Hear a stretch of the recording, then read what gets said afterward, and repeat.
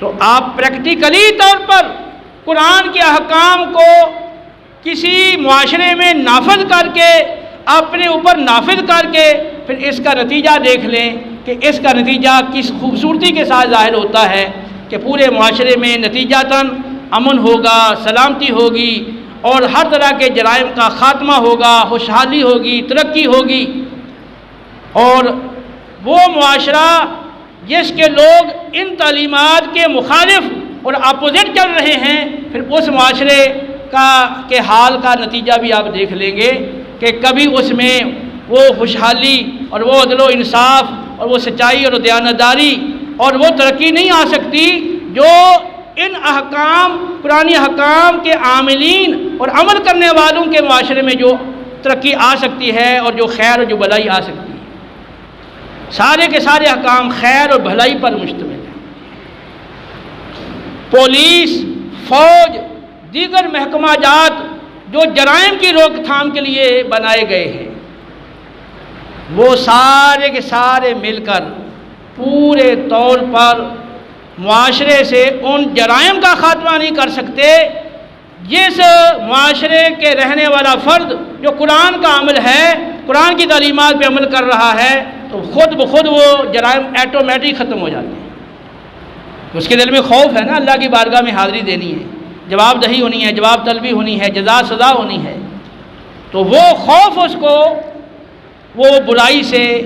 کسی کی حق تلفی سے، کسی کو ایذا پہنچانے سے روکتا ہے۔ تو آپ تجربات کرتے ہیں، جس تجربے کا نتیجہ درست ہو اس تجربے کو درست مانا جاتا ہے۔ تو اب یہ جو قرآن نے جو تعلیمات دی ہیں، تو آپ ان کو پریکٹیکل کر کے عمل کر کے دیکھ لیں، اس کا نتیجہ دیکھ لیں، اور اس کے اپوزٹ جو تعلیمات ہیں یا احکام ہیں ان پہ عمل کر کے ان کا نتیجہ دیکھ لیں، تو آپ کو 100% یقین ہو جائے گا کہ جو قرآن نے تعلیمات دی ہیں ان کا نتیجہ سب سے اعلیٰ ہے، یہ احکام سب سے اچھے ہیں۔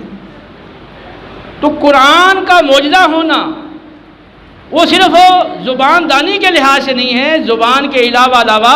مضامین ہیں، غیبی خبری ہیں، اور اس میں حقائق سے پردہ اٹھایا گیا ہے، اور دیگر بہت ساری اس طرح کی چیزیں ہیں جو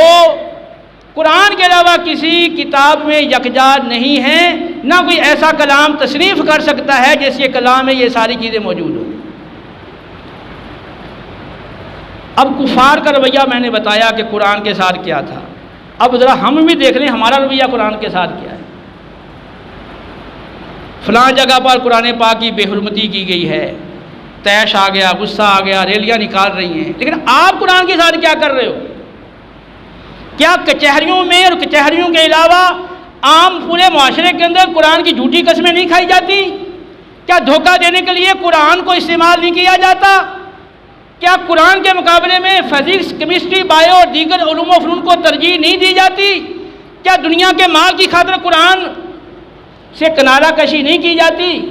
کیا آپ نے قرآن اپنے بچوں کو سکھایا؟ کیا آپ سیکھنے کے لیے تیار ہیں؟ اپنی عملی زندگی میں قرآن کی تعلیمات کو لانے کے لیے تیار ہیں؟ بہت کم ایسے مسلمان ہوں گے جو قرآن کے نفاذ کو پسند کریں، ورنہ پاکستان کے اندر بھی اگر قرآن کا نفاذ کیا جائے تعلیمات کا، ہماری قوم یہ خلاف کھڑی ہو جائے گی اور قبول نہیں کرے گی۔ تو اللہ کے بندو، پھر یہ کس طرح کا ہمارا رویہ ہے کہ آپ کو ویسے تو غصہ آ رہا ہے اور انہوں نے غلط کام کیا، کفار نے قرآن کی بے حرمتی کی، لیکن آپ کیا کر رہے ہیں قرآن کے ساتھ؟ یہ ہماری کوتاہی کا ہی نتیجہ ہے۔ اور ان ساری باتوں کا جو حل ہے وہ یہی ہے کہ ہم اپنا تعلق قرآن سے صحیح کر لیں۔ اگر ہمارا تعلق قرآن سے درست ہو جائے، ہم قرآن کو وہ مقام دیں جو اصل اس کا مقام ہے، اور اس کی عظمت ہمارے دلوں کے اندر ہو، اور قرآن کو سیکھنا، سمجھنا، عمل کرنا، پھیلانا، بچوں کو سکھانا اگر ہم اپنا یہ شعار بنا لیں، اور قرآن کی تعلیمات کو عام کرنے کے لیے اور قرآن کی تبلیغ کے لیے ہم اپنا مال بھی صرف کریں، اپنی جان بھی صرف کریں، ہم اس کے قرآن کے عامل بن جائیں، تو بس سارے کے سارے مسائل حل ہو جاتے ہیں۔ نہ کسی کی جرت ہوگی کوئی قرآن کی بے حرمتی کرے، نہ کسی کی اور جرت ہوگی کہ وہ مسلمانوں کو میری نظروں سے دیکھے، یا جس طرح کے کشمیر اور فلسطین اور شام، عراق، برما وغیرہ کے حالات گزشتہ آپ کے سامنے گزرے ہیں، اس طرح کے حالات پہ کسی کی جرت نہیں ہوگی کہ وہ مسلمانوں کے خلاف اس طرح کی کوئی کارروائی کرے۔ لیکن جب تک ہم قرآن سے نہیں جڑتے، قرآن سے اپنا تعلق مضبوط نہیں کرتے، اللہ سے، اللہ کے رسول علیہ الصلوۃ والتسلیم سے ہم فرمان وفاداری والا تعلق بحال نہیں کرتے، اس وقت تک کوئی مسئلہ حل نہیں ہوگا۔ جو مرضی کر لیں، سار پیٹ لیں، کچھ بھی، کوئی کسی صورت میں کوئی مسئلہ ہمارا حل نہیں ہو سکتا۔ ہماری معاش تنگ ہے، ہم پہ قرضے ہیں، ہمارے دیگر مسائل ہیں، وہ سب کا حل تو یہی ہے، ادھر ہم آنے کے لیے تیار نہیں ہیں۔ تو اللہ کے بندو سوچو سمجھو، ہم دنیا میں کس لیے آئے تھے؟ صرف کمانے کے لیے اور کھانے کے لیے اور بلڈنگیں بنانے کے لیے، جائیدادیں بنانے کے لیے؟ یہ دنیا تو آزمائش گاہ ہے، ہمیں اس لیے بھیجا گیا تاکہ آزمائش کی جائے کہ ہم میں سے کون قرآن کی تعلیمات پہ عمل کرتا ہے۔ اس پرفتن دور کے اندر جب نفسا نفسی کا عالم ہے اور لوگ مال کے پیچھے بھاگ رہے ہیں اور مال کی خاطر وہ قرآن کے حکام کو بھی چھوڑ گئے، حدیث کے حکام کو بھی چھوڑ گئے، رشوتیں، سود اور ہر طرح کے ناجائز ذرائع مال کے حصول کے لیے استعمال ہو رہے ہیں، نفسانی خواہشات کے لیے بے پردگی، بے حیائی، فحاشی، زناکاری، سب کچھ ہو رہا ہے۔ تو ان حالات کے اندر کون ہے جو قرآن کی تعلیمات پہ عمل کرتا ہے اور اللہ کے احکام پر عمل کرتا ہے اور قرآن کی عظمت اس کے دل کے اندر ہے اور اللہ کی بڑائی اس کے دل کے اندر ہے اور نبی کی محبت اور تعظیم اس کے اندر ہے، تو اور وہ اطاعت و فرمانبرداری والی زندگی گزارتا ہے؟ ہاں، جان کو تنگی آئے، مال میں تنگی آ جائے، کسی بھی لحاظ سے اس کو کوئی مشکل آ جائے، وہ ہر حال میں ثابت قدم رہتا ہے۔ اس آزمائش کے لیے تمہیں دنیا میں بھیجا گیا ہے، اور آپ دیکھ رہے ہیں کہ آپ اس آزمائش میں کامیاب ہو رہے ہیں یا ناکامی کی طرف جا رہے ہیں۔ ابراہیم علیہ السلام کا میں نے پچھلے درس میں ذکر کیا تھا عید کے موقع پر، تو وہ ساری آزمائشی حالات میں ثابت قدم رہے،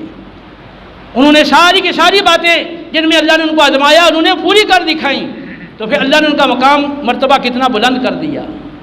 تو اللہ رب العالمین جل جلالہ کا معاملہ ایسا ہی ہے اپنے بندوں کے ساتھ کہ جو بندہ اللہ کی ذات پہ توکل کر کے اللہ کی اطاعت پہ کمر بستہ ہو جاتا ہے تو پھر اللہ تعالیٰ کی مدد اس کے شامل حال رہتی ہے، اس دنیا کے اندر بھی اور آخرت کے اندر بھی، اور اس کا مقام دنیا میں بھی بلند ہوتا ہے اور آخرت کے اندر بھی۔ اور جو اس کے برعکس چلتا ہے وہ دنیا کے اندر بھی ذلیل و رسوا ہوتا ہے اور آخرت میں بھی ہلاک ہوتا ہے۔ اللہ ہمیں عقل سلیم دے، وما علینا الا البلاغ المبین۔